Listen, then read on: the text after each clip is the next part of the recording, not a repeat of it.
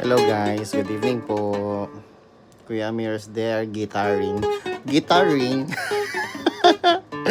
So, yun nga po mga kaibigan, hindi na po tayo nagtitrade ng inyong mga TikTok Pay Later to GCash.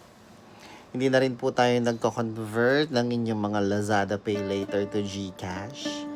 At baka hindi na rin ho tayo mag-trade ng inyong G-Gives to GCash. Ano na lang, wala. Huwag na kayong mangutang. Huwag na kayong kung wala kayong pambayad, edi kung gipit, edi gipit, 'di ba? So wala na po muna. Try and try lang. Basta kung sakaling mangailangan po kayo, PM lang po. Mangailangan, alam mo nagpapautang, 'di ba? Kung sakaling mangailangan kayo, PM nyo ako. Tapos tignan natin kung magagawa natin ng paraan. Pero hindi siya guaranteed, no, mga kaibigan. Ang dami pa nagpe-place ng order sa aking shop, mga nasa 15 pa sila, pero thank you po sa inyong tiwala sa akin. Kaya lang wala po eh.